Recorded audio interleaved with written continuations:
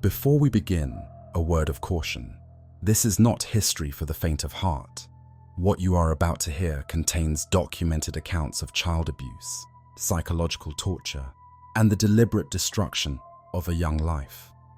The events described are historically verified and presented without embellishment, but that makes them no less disturbing.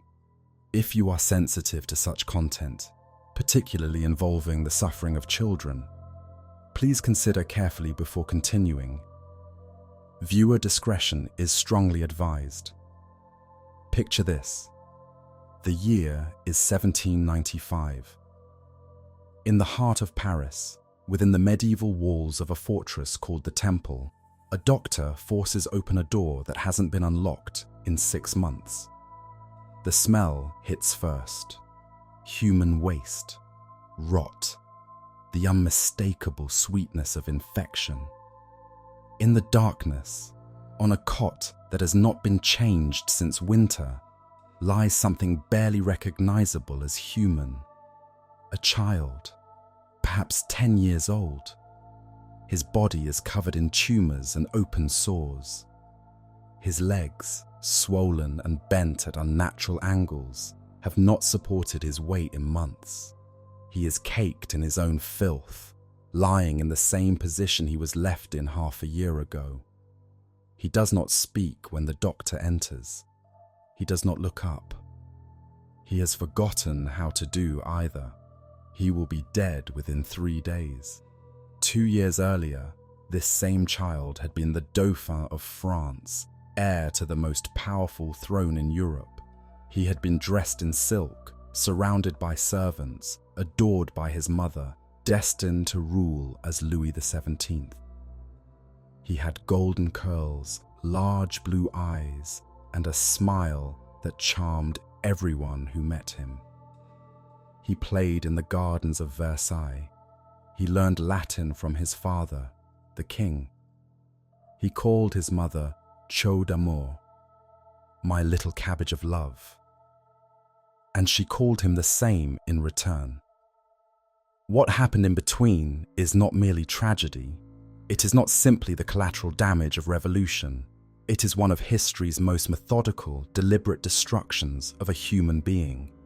A systematic campaign to annihilate a child's mind, body, and soul, carried out by adults who believed they were creating a better world. This is not a story about the French Revolution's grand ideals. Tonight, we strip away the rhetoric of liberty and equality, and we look at what those ideals meant when applied to a 7-year-old boy. We examine what happens when ideology decides a child is not a child, but a symbol that must be broken, a symbol that must be erased, a symbol that must be made to suffer for the sins of his bloodline. Tonight, we descend into the Temple prison. We will witness, in unflinching detail, how revolutionaries took a little boy and systematically dismantled everything he was: his identity, his family, his sanity, his body, until nothing remained but a broken shell waiting to die in the dark. So, before you get comfortable, please take a moment to like the video and subscribe, but only if you genuinely find value in these journeys into the past. And do let me know in the comments where you're tuning in from and what time it is for you. It is always a privilege to know who is joining us from around the world. The story of Louis Charles, the boy who would briefly be called Louis XVII, is not well known outside France. His parents, Louis XVI and Marie Antoinette, cast such long shadows that their children have been largely forgotten. We remember the guillotine. We remember, "Let them eat cake," words Marie Antoinette never actually said. We remember the revolution as a great upheaval, a turning point in human history. We do not remember what happened to their son. We do not remember the room where a child was left to rot alive. We do not remember the men who made an 8-year-old denounce his own mother. We do not remember the silence that fell over the Temple, The months when no one spoke to him, no one touched him, no one acknowledged that he was still alive. Perhaps we do not want to remember. Perhaps it is easier to let this child remain a footnote, a casualty of larger forces, a regrettable but inevitable consequence of revolutionary fervor. But he was not a footnote. He was a boy. He had a name.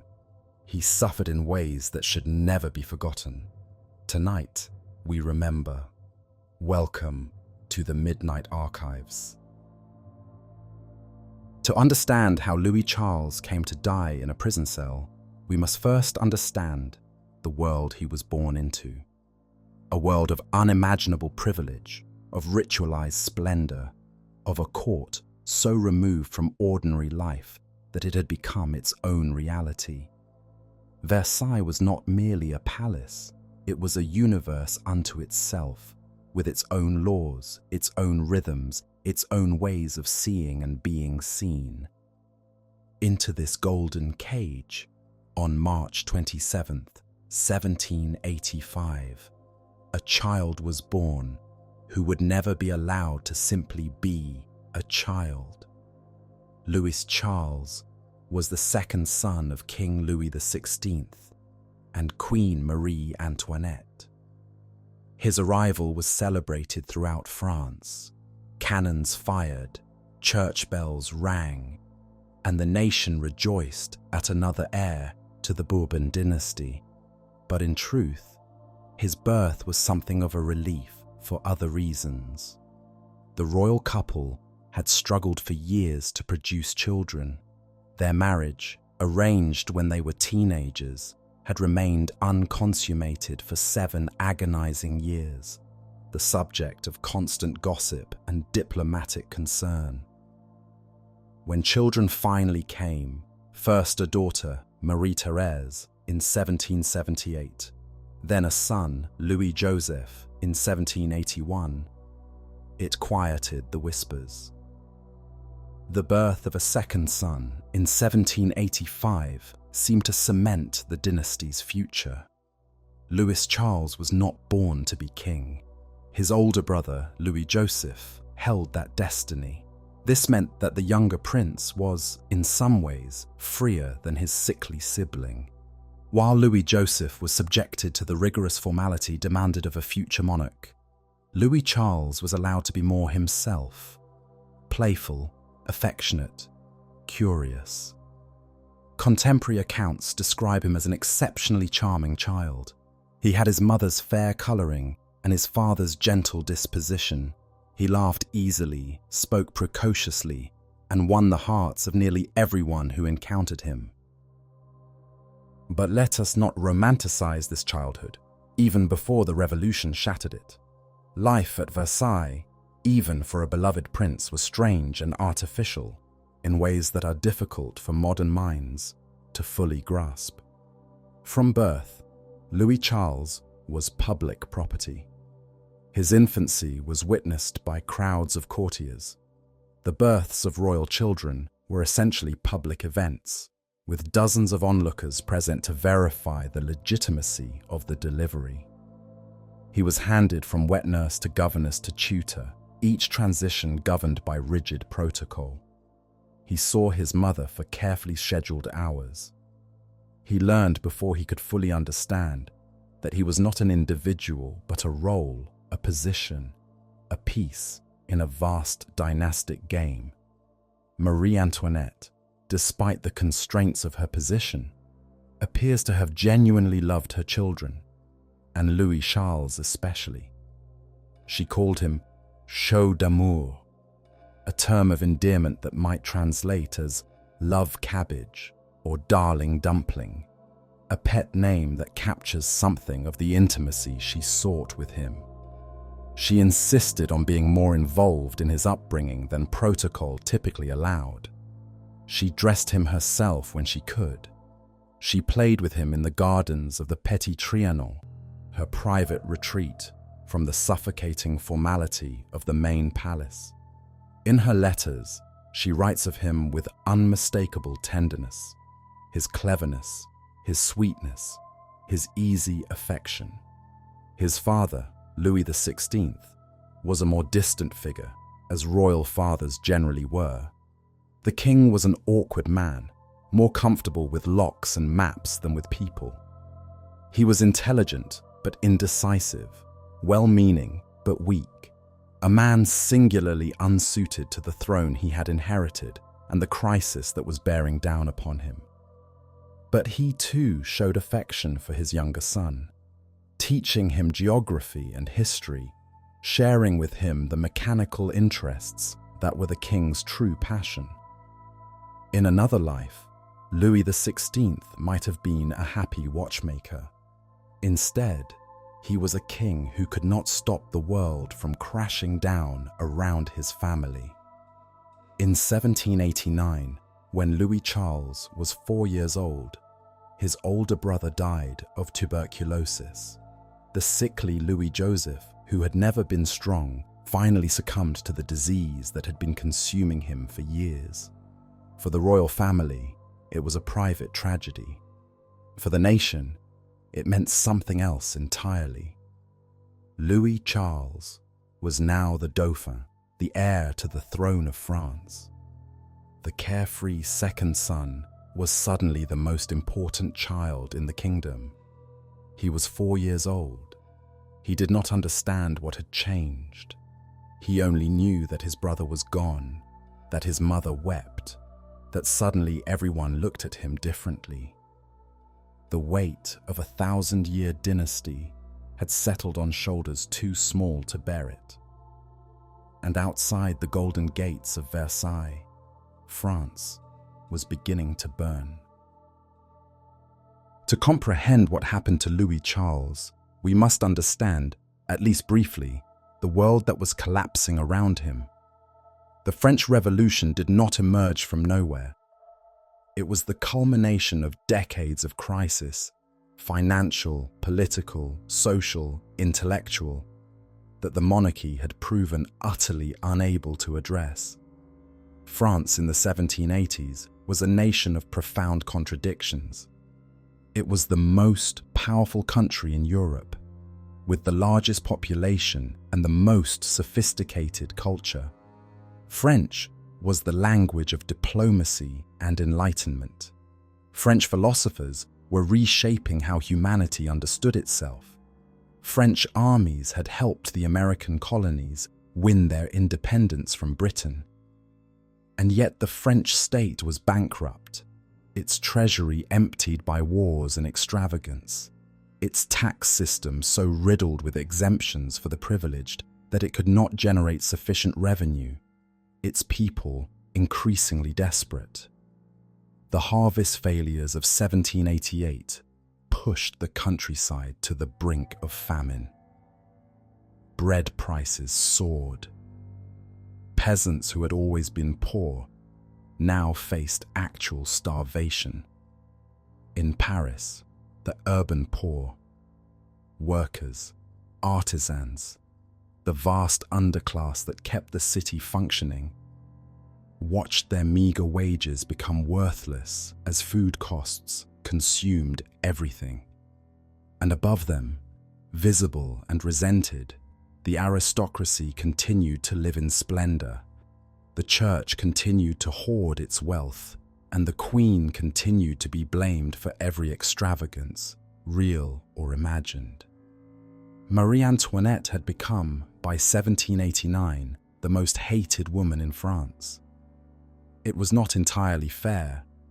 She was extravagant, yes, but no more so than queens before her. She was Austrian by birth, which made her a convenient target for xenophobic rage. She was beautiful and proud, which made her an easy symbol of aristocratic arrogance. And she was a woman with influence, which made her threatening in ways that were never quite articulated, but always felt. The pamphlets that circulated about her were vicious beyond anything we might expect. They accused her of sexual depravity, affairs with men and women, orgies, incest. They accused her of bankrupting France to fund her pleasures.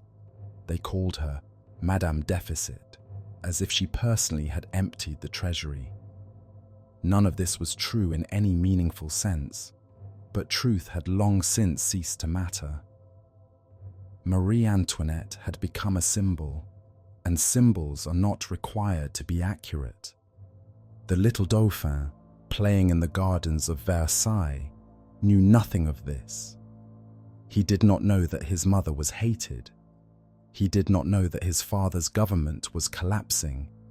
He did not know that pamphleteers were imagining his family's deaths in graphic detail. He knew only the world he could see, the golden rooms, the manicured gardens, his mother's embrace, the solemn rituals of court life that must have seemed to a child simply the way things were.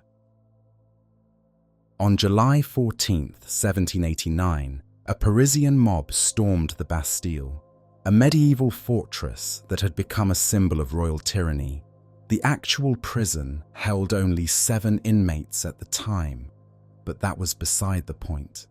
The Bastille represented something, and by tearing it down, the people of Paris were announcing that the old order was finished. The governor of the prison was killed, his head paraded through the streets on a pike. It was the first of many heads.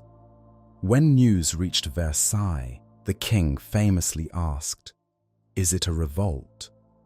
The Duc de la Rochefoucauld-Liancourt replied, "No, sire, it is a revolution."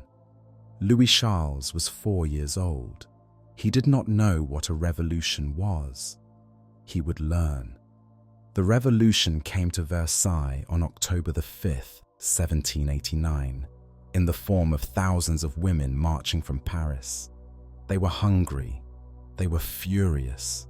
They wanted bread, and they wanted the royal family to return to Paris, where they could be watched, where they could be held accountable, where they could not escape. What happened that night and the following morning remains one of the most terrifying episodes of the revolution's early phase. The mob surrounded the palace. They broke through the gates. They surged into the corridors, searching for the queen, screaming for her blood. Marie Antoinette, awakened by the commotion, fled her bedchamber moments before the crowd burst in. Guards were killed. Their heads were severed and mounted on pikes. The violence was chaotic, personal, fueled by years of accumulated rage. Louis Charles was 4 years old. He was awakened in the night by screaming. He was carried through darkened corridors by terrified servants. He saw things no child should see. And when dawn came, his family was forced onto a balcony to face the mob below, to prove they were still alive, to submit to the will of the people who had nearly killed them hours before. Later that day, the royal family was escorted to Paris. The journey took hours, the royal carriage surrounded by the crowd, by the National Guard, by the heads of murdered guards still mounted on their pikes. Some in the mob carried loaves of bread, shouting that they were bringing the baker, the baker's wife, and the baker's boy back to Paris, where they would ensure the people were fed. The Dauphin sat in the carriage with his mother, watching this procession of triumph and humiliation.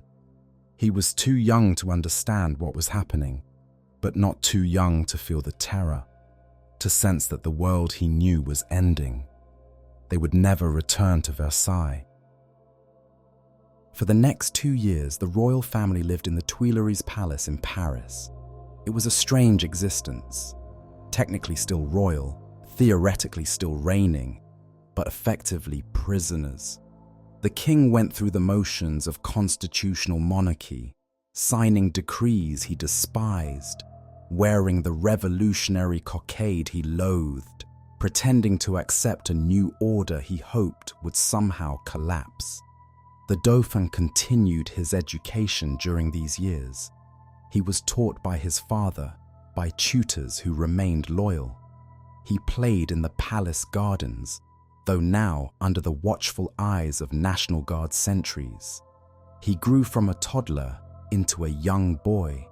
precocious and observant, increasingly aware that something was terribly wrong with his world, but still too young to fully grasp what it was. In June 1791, the family made their desperate bid for freedom. The flight to Varennes has become one of the revolution's most dramatic episodes. The royal family disguised, sneaking out of Paris in the night, racing toward the eastern border where loyal troops supposedly waited, and then the terrible recognition, the capture, the humiliating journey back to Paris. Louis Charles, now 6 years old, experienced this as a terrifying adventure. He spent 3 days in a cramped carriage, surrounded by hostile crowds at every stop. People pressed against the windows, screaming at his parents, jeering, threatening. He saw his mother and father forced to endure insult after insult without responding. He learned in those 3 days that his family was hated, that the world wanted them dead. When they returned to Paris, whatever pretense of normal monarchy remained was gone. The king was suspended from his functions, then eventually restored, but everyone knew the truth. The royal family was trapped. It was only a matter of time before something worse happened. That something came on August 10th, 1792. A mob, far larger and more violent than any before, stormed the Tuileries. The Swiss Guard, 600 men sworn to protect the king, fought to the last. They were slaughtered almost to a man. Their bodies were mutilated, paraded through the streets. The palace was ransacked, looted, destroyed. The royal family, having fled to the nearby Legislative Assembly for protection, listened to the sounds of massacre outside. They sat in a small box normally reserved for journalists, cramped and terrified, as legislators debated their fate. The Dauphin, 7 years old, pressed against his mother.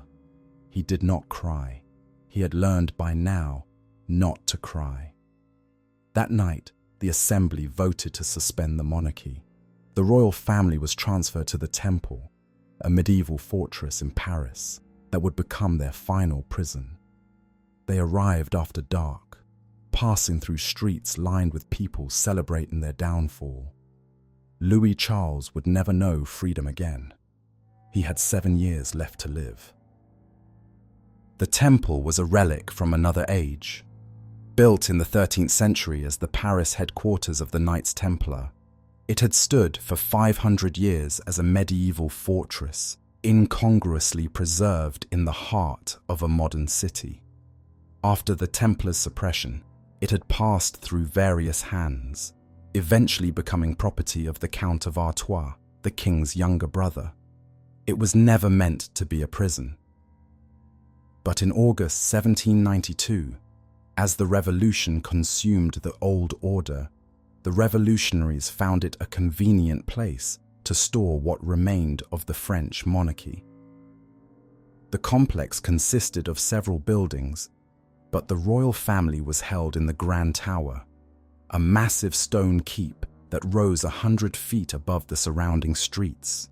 Its walls were thick, its windows narrow, its atmosphere oppressive even in summer. Here, in rooms that had never been designed for habitation, the former rulers of France would spend their final months together. In the first weeks, the conditions were not as terrible as what would come later. The family was allowed to live together, occupying several floors of the tower. They had servants, though their numbers dwindled as the months passed. They had furniture, brought from the Tuileries. They had books, games, the materials for needlework. The king was permitted to teach his son, to continue the lessons in history and geography and Latin that had always been part of their routine. Marie Antoinette and her daughter, Marie Thérèse, now 14, worked on embroidery together. They tried, desperately, to maintain some semblance of normal family life. The king had always been most himself in private, away from the crushing formality of court life. In the temple, stripped of his throne and his duties, he became simply a father and husband. He played games with his children. He read aloud to his family. He taught Louis Charles to memorize passages from Corneille and Racine. There are accounts of genuine happiness in these early months, moments when the family laughed together, when the children played, when the adults allowed themselves to forget briefly that they were prisoners awaiting an uncertain fate. But they could never forget for long. The reminders were constant and calculated. Guards were stationed throughout the tower, men who had been chosen specifically for their revolutionary fervor and their lack of sympathy for the prisoners. They were under orders to show no deference, to treat the former monarchs as ordinary citizens, or rather, as criminals awaiting judgment. They blew tobacco smoke in the king's face. They sang revolutionary songs at all hours, the crude verses carrying clearly through the stone walls. They kept their hats on in the Queen's presence, a deliberate insult that would have been unthinkable months before. They searched the family's rooms repeatedly, often at night, looking for hidden messages or weapons that did not exist. The royal family was forbidden from speaking privately. Every conversation was monitored, letters were read, edited, often confiscated entirely. Visitors were rare and closely supervised. The children could not play outside without guards, watching their every movement. The windows were barred and eventually boarded, so that the prisoners could neither see out nor be seen by royalist sympathizers who might gather below.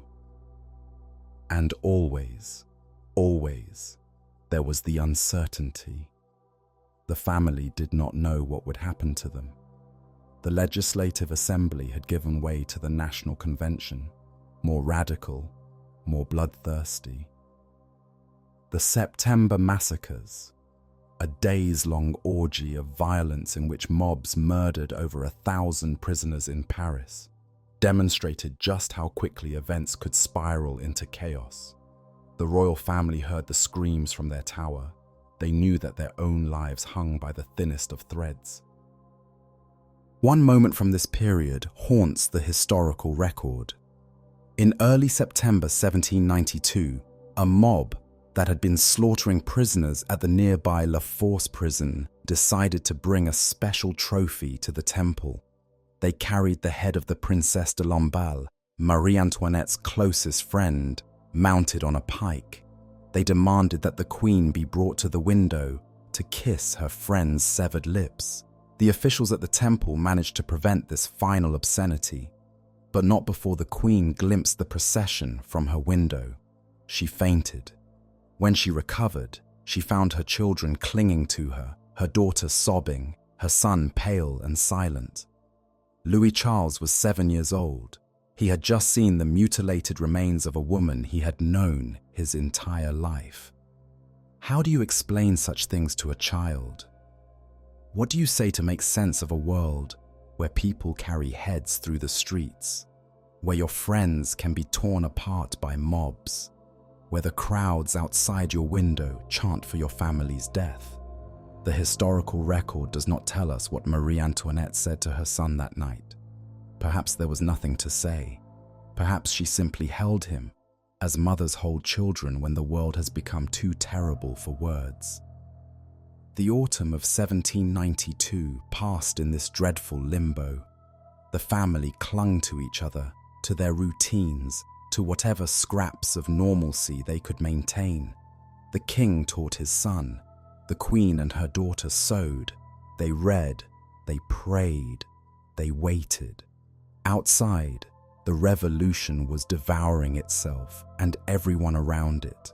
But inside the temple, time seemed to have stopped. In December, the waiting ended. The National Convention put Louis XVI on trial for treason. The trial was, In many ways, a formality. The outcome was never seriously in doubt. The king was accused of conspiring with foreign powers, of betraying the nation, of attempting to flee his responsibilities. The evidence was selectively presented, the defense constrained, the verdict predetermined.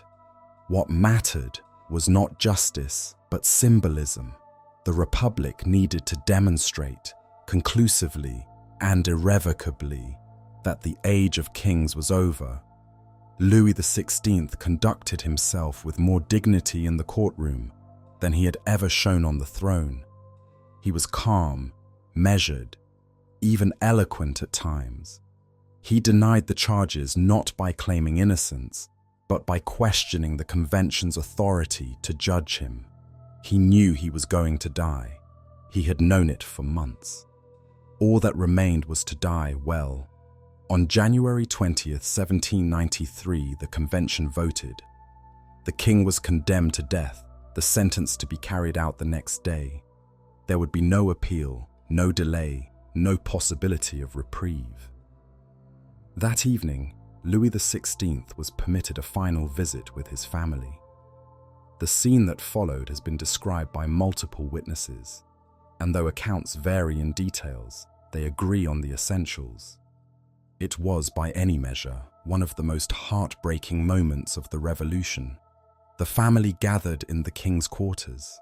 Marie Antoinette, who had been separated from her husband for weeks, embraced him. Their daughter wept openly, and Louis Charles, 8 years old, clung to his father's legs, begging him not to leave. The king tried to comfort them. He promised Marie Antoinette that he would see her again the next morning, before his execution, so they could say a proper goodbye. He extracted promises from his children to be brave, to care for their mother, to forgive those who were about to kill him. He held his son, this little boy who now bore the terrible title of King of France, and tried to prepare him for a future neither of them could imagine.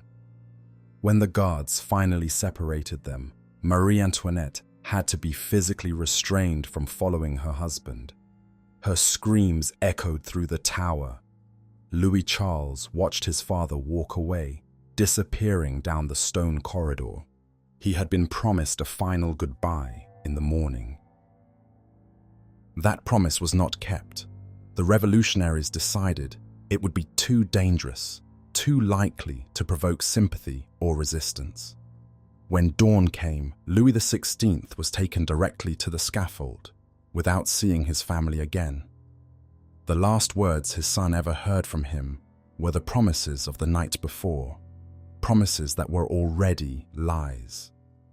On January 21st, 1793, at 10:22 in the morning, Louis XVI was guillotined in the Place de la Révolution. A cannon was fired to announce the execution. The sound reached the temple, where Marie Antoinette and her children waited in an agony of suspense. When the Queen heard the cannon, she knew. She collapsed. Her children surrounded her, crying. Louis Charles, confused and terrified, kept asking when his father would come back, when they would see him again. No one could bring themselves to tell him the truth. In the eyes of royalists across Europe, Louis Charles was now Louis XVII, King of France.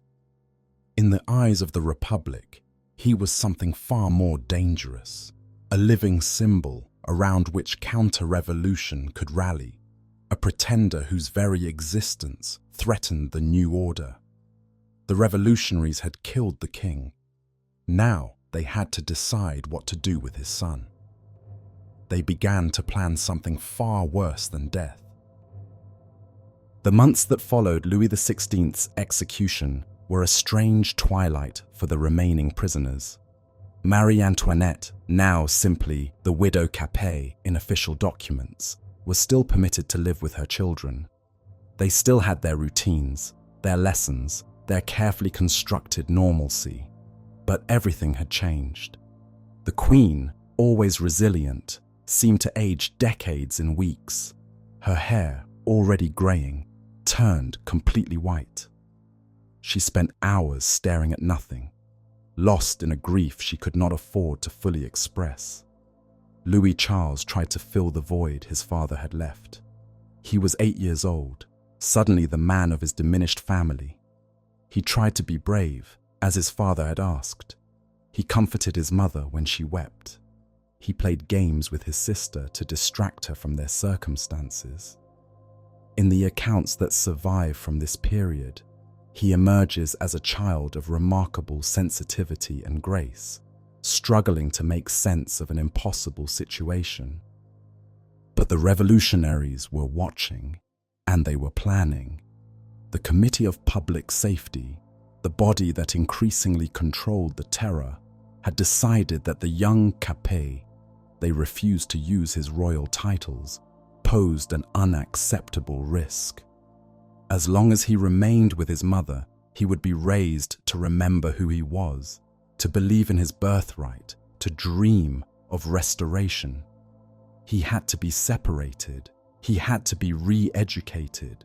He had to be transformed from a prince into a good citizen of the Republic.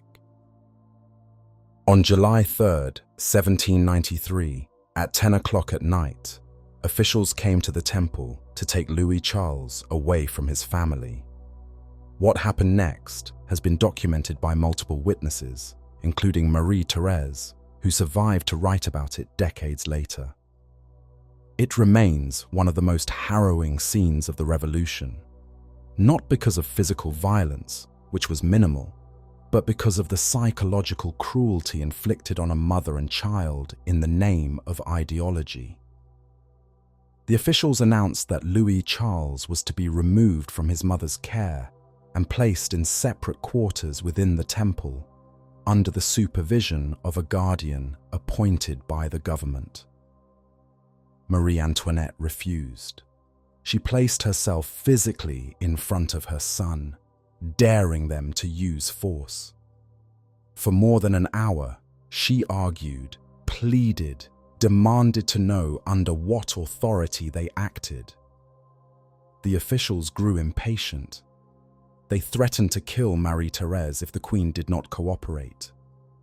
They made clear that they would take the boy regardless, and that resistance would only bring greater suffering on everyone.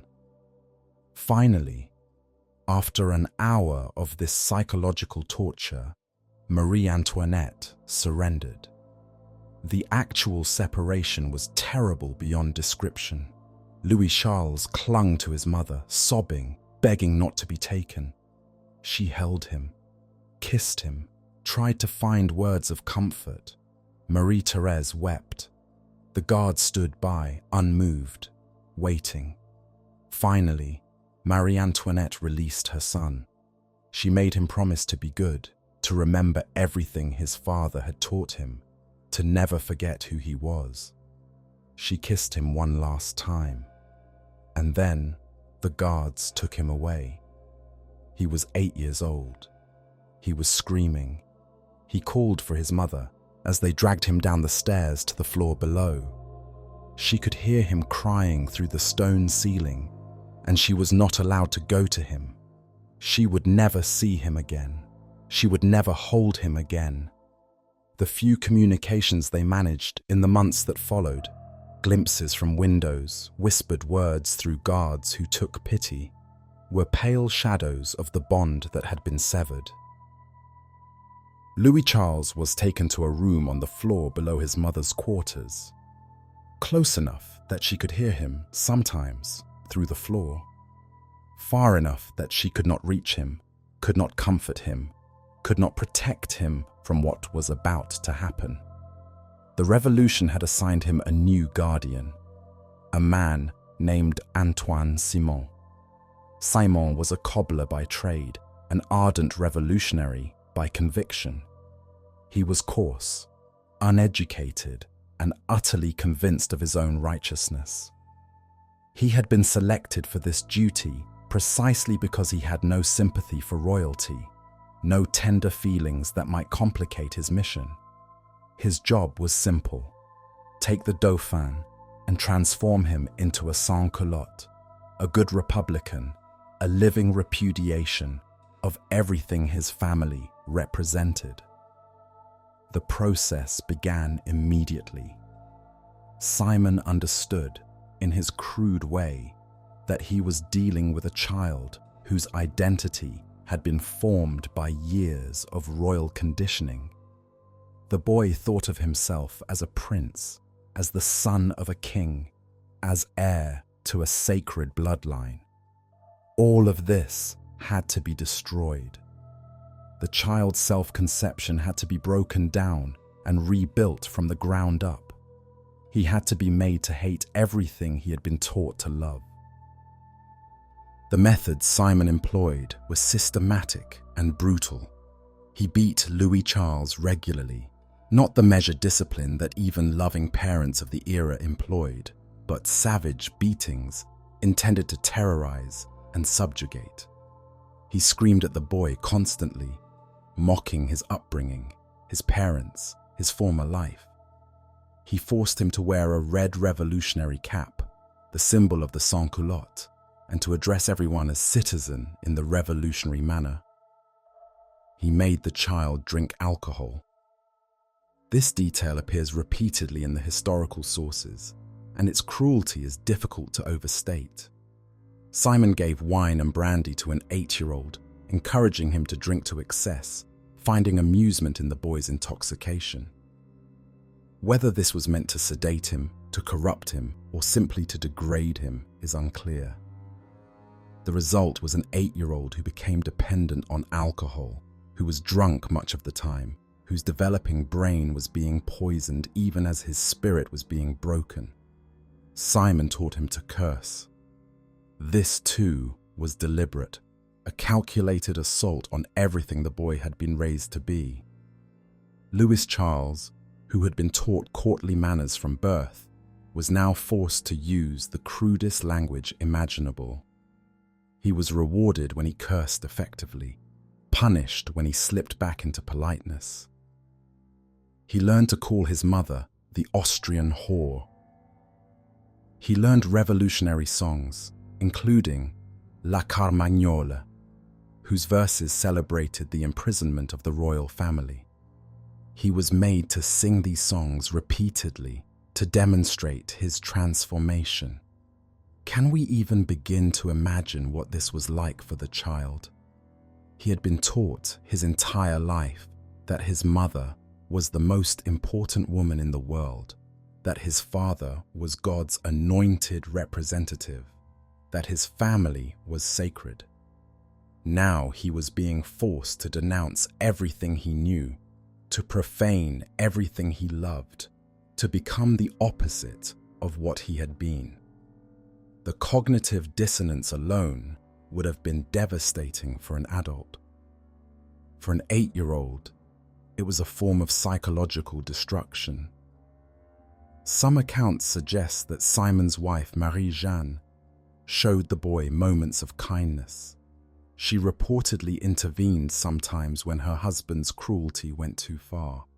She may have provided small comforts, a gentle word, a moment of respite. If so, these kindnesses were exceptions that only highlighted the horror of his daily existence. Visitors to the temple during this period reported seeing a transformed child. Gone was the charming, affectionate boy who had delighted everyone who met him.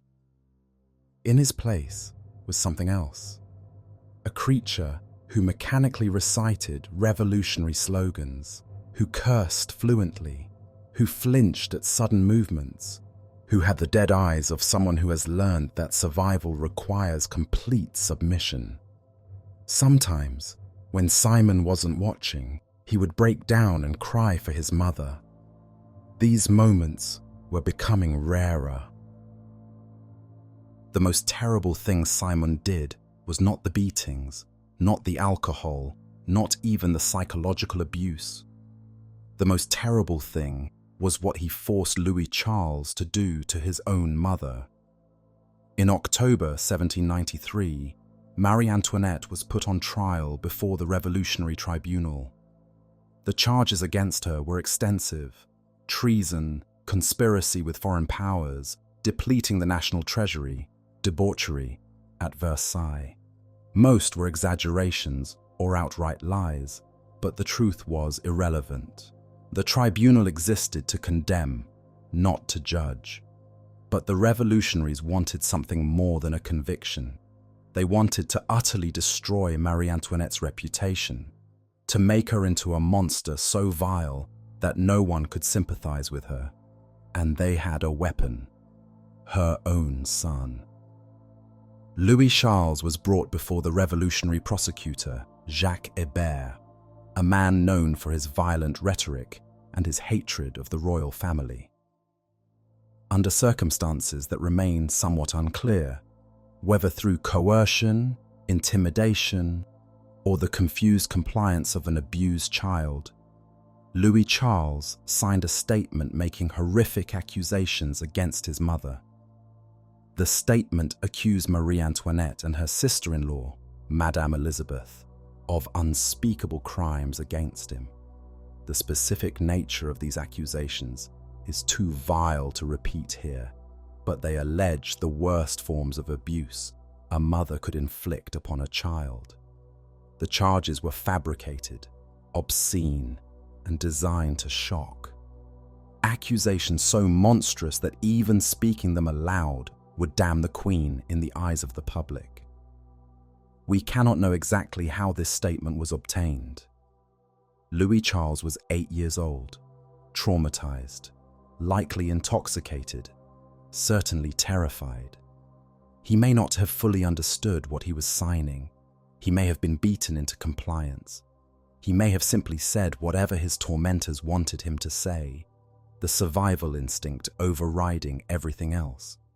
What we know is that his signature, or what passed for it, appeared on a document accusing his mother of crimes no child should ever have to imagine, let alone speak. The accusation was read aloud at Marie Antoinette's trial.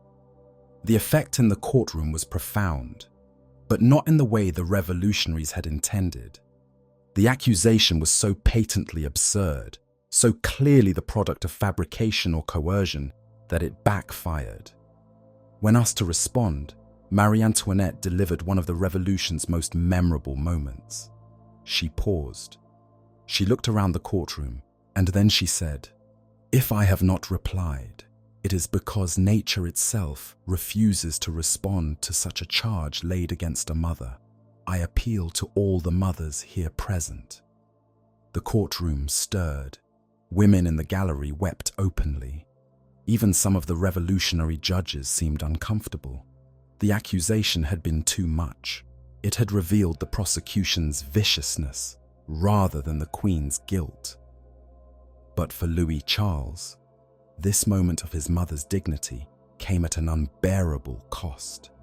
He had been made to condemn her.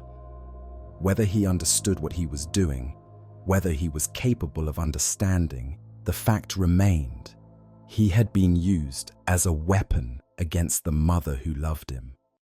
Marie Antoinette was convicted and sentenced to death. On October the 16th, 1793, she was guillotined, her hair shorn, her hands bound, transported to the scaffold in an open cart while crowds jeered. She conducted herself with dignity to the end, famously apologizing to the executioner when she accidentally stepped on his foot. "Pardon me, sir. I did not do it on purpose." She was 37 years old. She died not knowing what had become of her son, only that he had been taken from her, that he had been turned against her, that the last thing she knew of him was his voice denouncing her in court. Louis Charles was not told of his mother's death. In the room below where she had lived, in the tower where he could sometimes hear her footsteps overhead, he was left to wonder what had happened to her. Eventually, he must have understood. The footsteps stopped. The guards made cruel jokes about the Austrian whore. He was alone now, truly alone. No father, no mother, no family. Just Simon and the bottle and the endless lessons in how to be someone he was not. And even this terrible existence was about to get worse. In January 1794, Antoine Simon was reassigned. He left the temple to take up other revolutionary duties, leaving his young charge behind. What replaced Simon was not a better guardian or a worse one. What replaced him was nothing at all. After Simon's departure, the Committee of Public Safety made a decision about Louis Charles that defies easy comprehension. They did not assign him a new guardian. They did not arrange for his care. They did not even arrange for his death, which would have been merciful by comparison to what they actually did. They simply left him. The child was confined to a single room in the temple tower. The door was locked. A grate was installed through which food could be passed without the door being opened. And then, for approximately 6 months, almost no one entered that room. Let that sink in. An 8-year-old child, already traumatized beyond imagining, was locked in a room and abandoned. No one came to clean him or his chamber. No one came to talk to him. No one came to check on his physical or mental condition. Food was shoved through a grate by guards who were under orders not to communicate with him. His chamber pot overflowed and was not emptied. His bedding, soiled, was not changed. His clothes, outgrown and filthy, were not replaced. He was not a prisoner.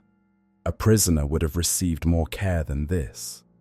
He was something else, something the revolutionary government did not have a word for. He was an inconvenience being erased through neglect, a symbol being destroyed through abandonment, a child being unmade by the simple withdrawal of everything that makes a child human. What happens to a child in such circumstances? Modern psychology has documented the effects of extreme isolation, and they are devastating even for adults, for children whose brains are still developing, whose sense of self is still forming. Prolonged isolation causes damage that can never be fully repaired. In the first days and weeks, there would have been terror. Louis Charles would have cried, screamed, begged for someone to come. He would have pounded on the door until his fists were bloody. He would have called for his mother, his sister, anyone. No one came. After a while, the screaming would have stopped, not because the terror faded, but because he learned that screaming brought no response. He was using energy he could not afford to waste. He was speaking to walls that would never answer. Then would come a different kind of suffering, the slow dissolution of self that occurs when a human being is deprived of all human contact. We are social creatures. We exist in relation to others. A child who sees no faces, hears no voices, receives no touch, begins to lose the ability to imagine that others exist at all. The boundary between self and world, which is always somewhat fluid in children, begins to collapse. Reality becomes uncertain. Time becomes meaningless. The child retreats into himself, and what he finds there, alone in the dark, is not comforting.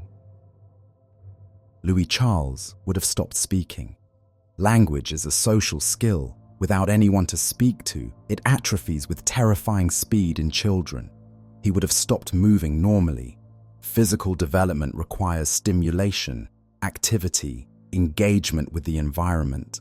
Confined to a small room, he would have lost muscle tone, coordination, the basic physical capacities that children develop through play. He would have developed rickets. This disease, caused by vitamin D deficiency, warps growing bones. In a room with boarded windows, receiving no sunlight for months, Louis Charles's legs would have begun to bend, his joints to swell, his bones to soften. He would have lost the ability to walk, then to stand, then to move from his bed at all. And through all of this, he was lying in his own waste. The chamber pot overflowed. The guards who passed food through the grate did not enter to empty it. The smell would have been unbearable. The child would have developed sores, infections, the beginning of the tuberculosis that would eventually kill him. He was rotting alive in a room in the middle of Paris. We do not know what he thought during these months. We cannot know. The child who emerged from this ordeal was not capable of describing it, and no one thought to ask. We can only imagine the darkness, the silence, the gradual fading of everything that had made him a person. Did he dream of his mother? Did he remember Versailles, the gardens, the golden rooms? Did he still know who he was? Or had that knowledge been erased along with everything else? Did he still pray, as his parents had taught him? Or had God abandoned him along with everyone else? The revolutionaries who ordered this abandonment never explained their reasoning. Perhaps they hoped he would simply die, solving the problem of what to do with a living symbol of the old regime. Perhaps they did not think about him at all. The machinery of the terror was consuming their attention. The daily executions, the constant fear of counter-revolution. Perhaps they convinced themselves that what they were doing was not really happening, that the child in the locked room was not really a child, that symbols do not suffer. But he was a child. He did suffer. And in the darkness of that room, over 6 months of abandonment, the boy who had been Louis Charles ceased to exist. What remained was something else. A damaged creature, barely human, waiting for an end that would not come quickly. In July 1794, the Thermidorian reaction brought down Robespierre and ended the most radical phase of the revolution. The men who took power were horrified by the excesses of the terror. They wanted to distance themselves from the bloodshed, to present themselves as moderates. And eventually, someone remembered the child in the temple. When officials finally entered Louis Charles's room, what they found shocked even men who had seen the worst of the terror. The room was a cesspit. Feces and urine covered the floor. The stench was so overwhelming that some of the officials could not remain inside. In the midst of this horror, on a bed that had not been changed in half a year, lay a child. He was unrecognizable. His body was covered in sores and tumors. His legs, warped by rickets, were bent and swollen. He was caked in filth so thick that his features were obscured. He did not speak when they entered. He did not look at them. He flinched from their touch, cowering away from the first human contact he had experienced in months. One official, Laurent, described what he found: a child so covered in vermin that they formed a moving layer on his skin. A child whose body was a mass of wounds and infections. A child who had forgotten how to speak, who responded to questions with animal sounds or silence, who seemed not to understand that the men in his room were there to help. The new government, appalled by what they found, tried to undo some of the damage. They assigned physicians to care for the child. They cleaned his room, changed his bedding, gave him fresh clothes. They tried to talk to him, to coax him back to something resembling humanity. It was far too late. The tuberculosis that had taken root during his abandonment was spreading through his bones. His legs would never straighten. His mind, whatever remained of it, was damaged beyond recovery. The doctors who examined him reported that he seemed to have no will to live, that he responded to kindness with the same blank incomprehension with which he responded to everything else. In the accounts that survive from these final months, there are occasional glimpses of the child he had been. Sometimes he would respond to music, his eyes showing a flicker of something like recognition. Sometimes he would whisper words, fragments of prayers, his mother's name, that suggested memories buried beneath the damage. One physician, trying to determine the extent of his cognitive function, asked him what he wished for. The child reportedly answered, after a long silence, "I wish to die." He got his wish on June 8th, 1795. He was 10 years and 2 months old. The death was quiet. There were no crowds, no guillotine, no grand revolutionary theatre. Just a child, lying in a bed in a tower, finally escaping the prison his life had become.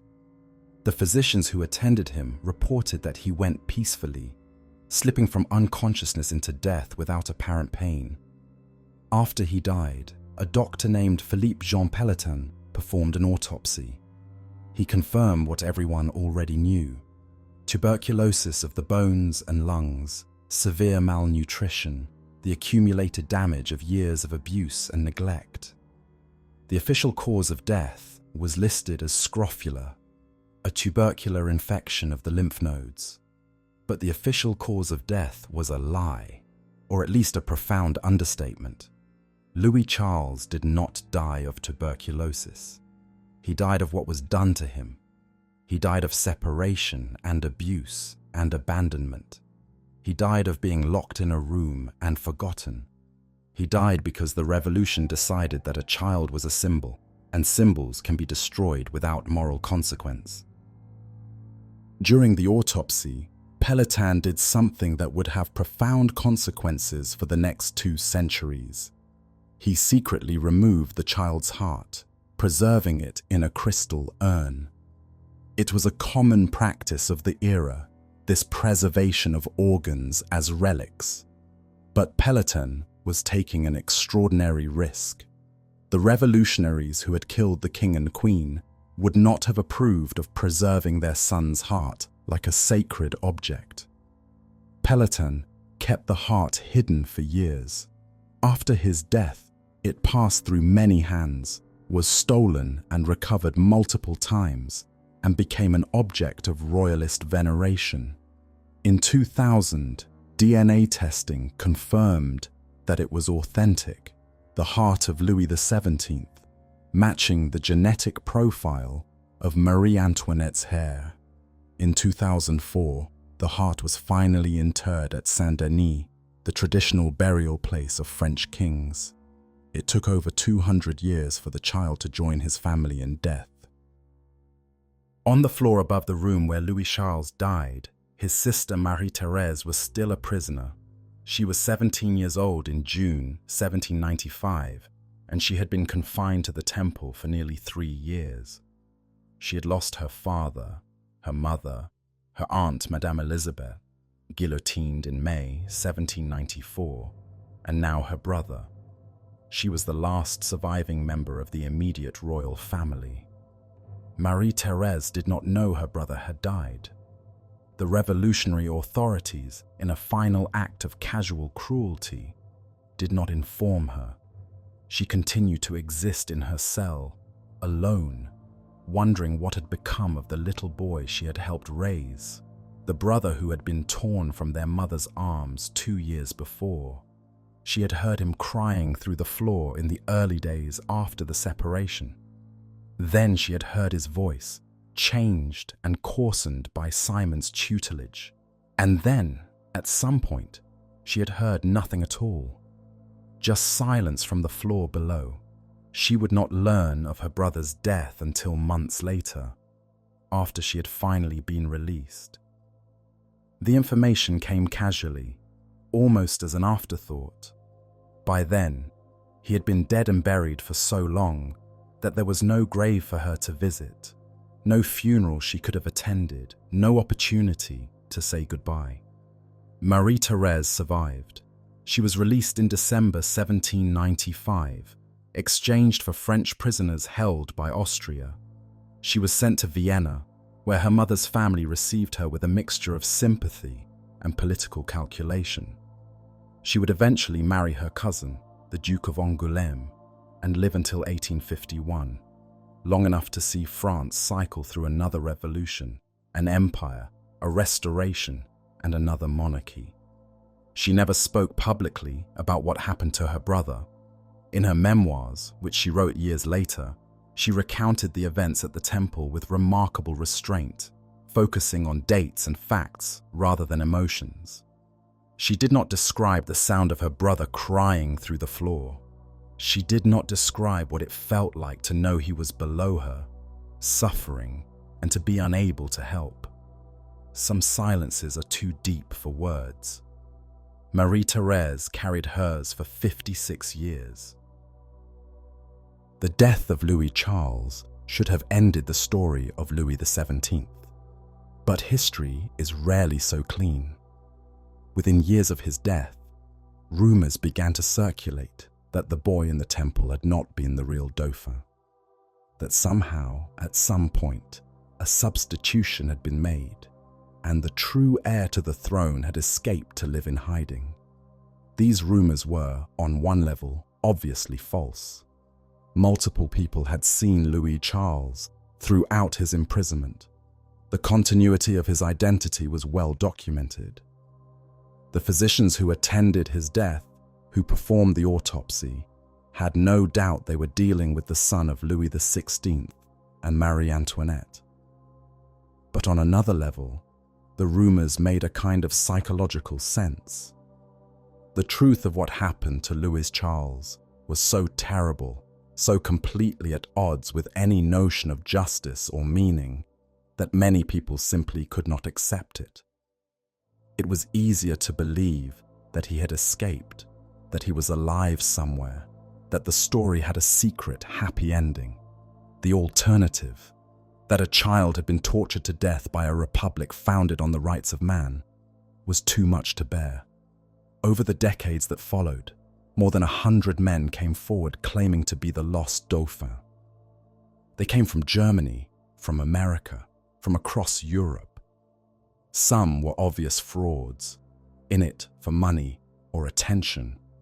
Others may have genuinely believed their own claims, men whose uncertain origins and fragmentary memories allowed them to construct identities around the greatest orphan story in Europe. The most famous of these pretenders was Karl Wilhelm Naundorff, a German clockmaker who appeared in the 1830s claiming to be Louis XVII.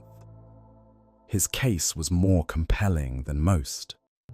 He knew details about the royal family that seemed impossible for an outsider to know. He convinced several people who had known the real Dauphin that he was genuine. He even convinced some members of the Bourbon family, who accepted him as their lost relative. Naundorff fought legal battles for recognition until his death in 1845. He is buried in the Netherlands under the name Louis XVII, King of France. His descendants, to this day, maintain that he was the true Dauphin and that the child who died in the temple was a substitute. But DNA testing has definitively answered the question. The heart preserved by Dr. Pelletan matches the genetic profile of Marie Antoinette. The child who died in the temple was Louis Charles, son of Louis XVI and Marie Antoinette. There was no escape, no substitution, no secret happy ending. The pretenders, all of them, were wrong. The boy died in that room, alone, having been systematically destroyed by the people who imprisoned him. That is the only ending there ever was. Who was responsible for what happened to Louis Charles? The easy answer is Antoine Simon, the brutal cobbler who beat and degraded him. Simon was undoubtedly cruel, undoubtedly a willing instrument of the child's destruction. He died on the guillotine himself during the Thermidorian reaction. executed for his association with the radical faction that had fallen from power. There is a certain poetic justice in that, though justice seems too small a word for what was owed. But Simon was only a tool. He was chosen for his cruelty, directed in his methods, supported by a system that made his abuse possible. The real responsibility lies elsewhere, with the Committee of Public Safety that ordered the separation, with the revolutionary tribunals that used a child as a weapon against his mother, with the ideology that could look at an 8-year-old boy and see only a symbol to be destroyed. The French Revolution proclaimed liberty, equality, fraternity. It produced the Declaration of the Rights of Man and of the Citizen. It inspired democratic movements across the world and genuinely improved the lives of millions by dismantling the structures of feudal oppression. These achievements were real and they matter, but the revolution also produced the terror. It killed tens of thousands of people, many of them innocent of any crime. It created a system in which denunciation was rewarded and mercy was dangerous. It established the precedent, followed by so many revolutionary movements since, that ideological ends can justify any means, that enemies of the people are not really people at all. Louis Charles was not guillotined. He does not appear in the statistics of the terror's victims. His death was quieter, slower, more personal, but it was just as much a product of revolutionary logic. He was killed because he represented something the revolution hated. He was killed because his blood was wrong, his birth was wrong, his very existence was an offense to the new order. He was killed, ultimately, for the same reason his father and mother were killed, because symbols must be destroyed and children can be symbols too. The men who locked an 8-year-old in a room and abandoned him to rot did not think of themselves as monsters. They thought of themselves as builders of a better world. They were creating a republic of virtue, sweeping away the corrupt remnants of tyranny, establishing a society based on reason rather than superstition, equality rather than hereditary privilege. These were noble goals. Many of the revolutionaries were genuinely good people, genuinely committed to human welfare, genuinely believing that their cause justified any sacrifice. But the sacrifice they demanded included a child. And the ease with which they made that demand, the lack of hesitation with which they destroyed a little boy, tells us something about the danger of certainty. When you are absolutely sure that you are right, when your cause is so just that any opposition must be evil, when your enemies are symbols rather than people, then there is nothing you cannot justify. Not even the torture of children, not even the slow murder of a 10-year-old in a darkened room. This is the revolution's shadow, the darkness that accompanies its light. We can acknowledge the genuine achievements of 1789 while also acknowledging what was done to Louis Charles. We can celebrate the end of feudal privilege while also mourning the boy who died in the temple. History is large enough to hold both truths, but we should not forget either one. We should not let the grandeur of revolutionary ideals obscure the small body in the dirty bed. We should not let the passage of time turn horror into footnote. A child was destroyed. It matters. It will always matter. Somewhere in Paris, there was once a room. It was a room in a tower, in a fortress called the Temple. The fortress is gone now. Napoleon ordered it demolished in 1808 because royalists kept coming to mourn at the sight of the royal family's imprisonment. He wanted to erase the memory, to remove the shrine, to make Paris forget what had happened there. But before the walls came down, there was a room.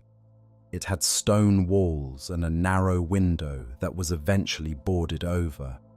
It had a cot that was not changed for months at a time. It had a grate through which food was passed without words. It had shadows that grew longer as the seasons turned, darkness that became the only constant in a small life that was ending. In that room, a child sat alone for 6 months. He had no toys. He had no books. He had no voice to speak to, no face to see, no hand to hold. He had only the walls, the silence, the slow dissolution of everything he had ever been. We do not know what he thought during those months. We cannot know. The damage to his mind was so severe that by the time anyone came to check on him, he could barely communicate at all. But we can imagine the outlines of his suffering. We can imagine the terror of the first days, the screaming that brought no response. We can imagine the gradual fading of hope, the retreat into a smaller and smaller world. We can imagine the moment, there must have been a moment, when he stopped believing anyone would come. He was 8 years old when they locked him in. He was 9 when they finally opened the door. In between, a year of his life disappeared into darkness. A year in which a child became something else, something broken, something waiting to die. The men who did this were not monsters in any obvious sense. They were revolutionaries, idealists, believers in a better world. They thought they were sweeping away the corrupt remnants of tyranny. They thought they were building a republic of virtue. They thought, if they thought about the child at all, that he was an acceptable sacrifice, a small price to pay for the liberation of humanity. But here is what they actually did. They took a little boy from his mother's arms. They gave him to a man who beat him and made him drink alcohol. They forced him to denounce his parents in terms he probably didn't understand. They used his testimony to send his mother to the guillotine. They locked him in a room and forgot about him. They let him rot in his own filth until his body was covered in sores and his mind was gone. And when he finally died, they buried him in an unmarked grave and tried to pretend it had never happened. This is what ideology can do when it loses sight of humanity. This is what happens when people become symbols, when children become abstractions, when political goals become more important than the suffering of individuals. The revolution was not unique in this. Every era has its versions of the temple, its children sacrificed to adult purposes. But the revolution gave us a particularly clear example, a particularly well-documented case, a child whose destruction we can trace step by step from the gardens of Versailles to the darkened cell. Marie-Thérèse survived to old age, carrying the memory of her brother. She never spoke of him publicly. She raised no monuments, wrote no memoirs of his suffering. Perhaps she could not bear to revisit those years. Perhaps she had learned in the temple that some things cannot be shared, only endured. But she kept his memory. In 1851, as she lay dying, she was heard to murmur her brother's name. 56 years after his death, he was still with her. He would always be with her. The heart that Dr. Pelletan preserved passed through many hands over 2 centuries. It was stolen, recovered, lost, found, venerated as a relic, dismissed as a fraud. In 2000, DNA testing finally confirmed what it was: the heart of Louis Charles, the last Dauphin of France. In 2004, that heart was finally interred at Saint-Denis, the ancient burial place of French kings. A ceremony was held, prayers were said. After 209 years, the child was reunited with his family. It was a small measure of peace, this belated burial. It could not undo what had been done. It could not give back the years of suffering, the stolen childhood, the terrible death. But it acknowledged something, that Louis Charles had existed, that he had mattered, that his suffering deserved to be remembered. And perhaps that is all we can do now, 2 centuries later. We cannot save him. We cannot go back and unlock the door, clean the room, hold the child, tell him that someone cares. The room is gone. The tower is gone. Everyone who knew him is gone. But we can remember.